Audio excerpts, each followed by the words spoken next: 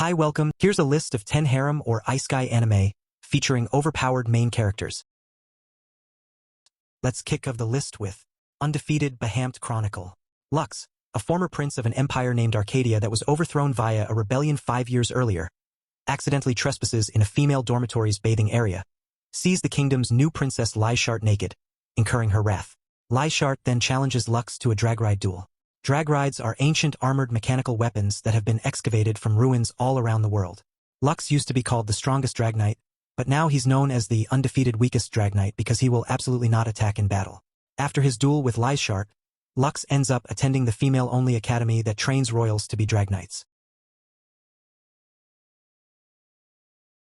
In 9th place we have Blade Dance of the Elementarals. On his way to Arishia's Spirit Academy, Kamito Kazuhaya runs into a naked Claire Rouge, a student who had been bathing as part of a purification ceremony. She had been preparing to form a contract with a powerful spirit in order to acquire more power as an elementalist. Her efforts are wasted, however, when Kamito ends up with the spirit despite the fact that only shrine maidens can become elementalists. Yet to be discouraged, Claire then announces that Kamito must become her contracted spirit instead.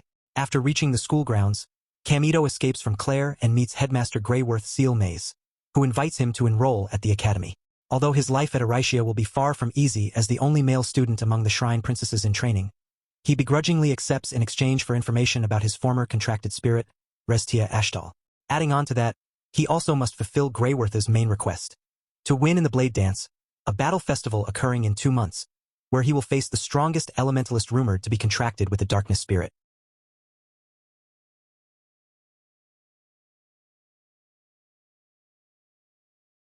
Moving on with list we have Erfurita.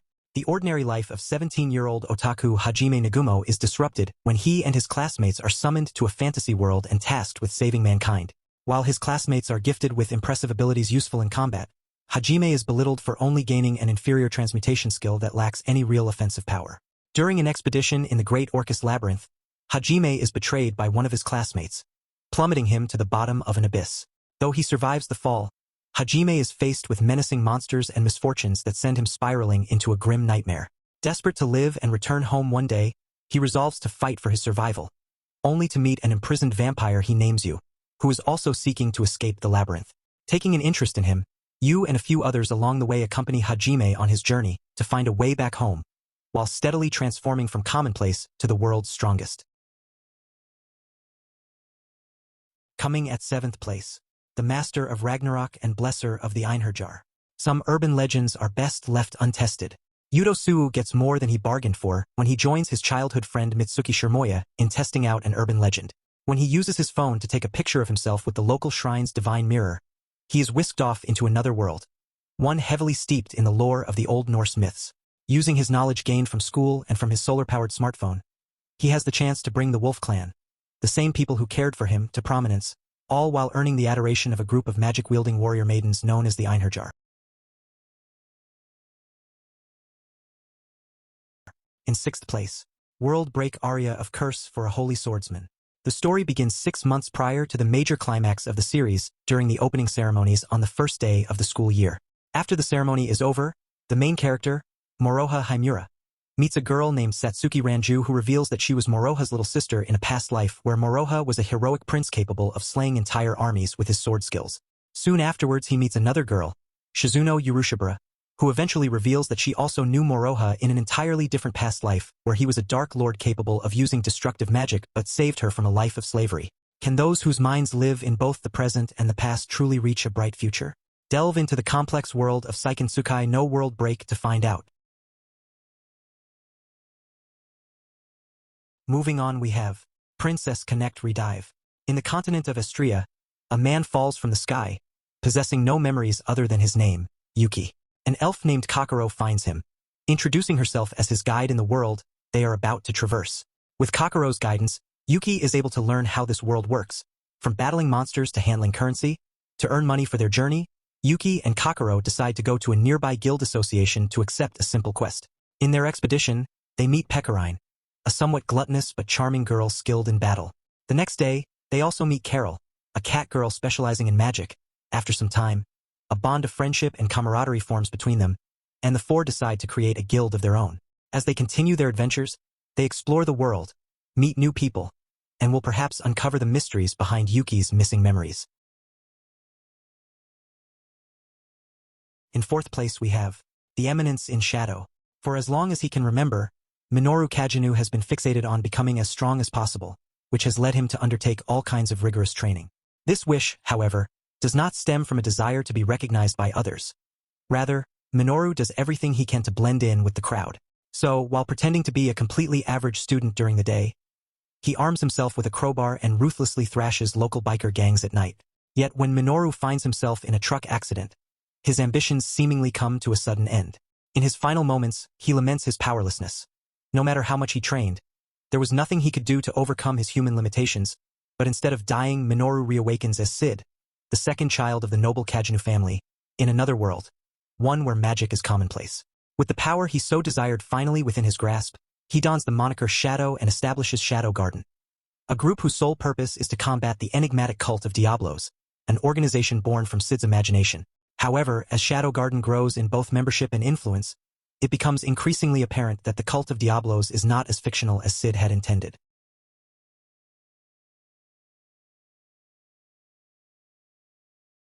The third place, Hortensia Saga. A violent rebellion in the capital led by Duke Rugus Camellia wreaks havoc on the kingdom of Hortensia, leaving every member of the royalty either dead or missing. Barely escaping with his life, Knight Maurice Baudelaire flees the ensuing chaos after his brother, Fernando Albert, is killed by a werewolf in battle. To honor his legacy, Maurice treks to Albert's house and delivers his son, Alfred Ober, his father's sword. Despite his grief, Alfred is reminded of a vow he pledged with his father, to become a knight so that he could protect his land, the Albert Dominion. Under Maurice's tutelage, Alfred hones his combat skills to fulfill his promise. Training alongside him is Marius Castreed, an intriguing boy whose age seems to be more than meets the eye.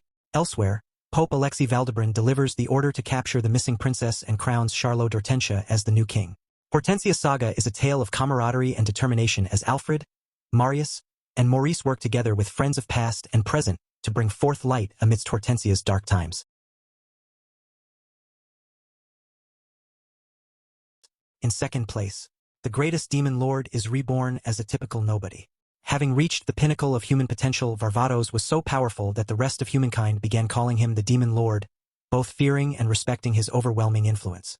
As a result, he felt alienated from his fellow humans, leading him to desire true companionship, an equal he could call a friend.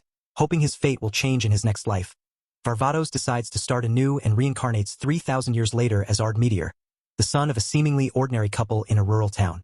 Unfortunately, he realizes that even after weakening himself, his strength still overshadows everyone in this era. Moreover, his lack of social skills bars him from achieving his goal of making friends. But worst of all, the repercussions of suddenly abandoning his former position have begun to bite him back in some of the most unimaginable ways possible. Coming at first place, The Last Summoner. A talented young cook's encounter with a hungry girl who popped up in his kitchen changes his ordinary life forever. Dora, a summoned spirit and a truly cute goddess, now calls him master. However, he is not interested at all and trying everything he could to get away from the ghostly figure.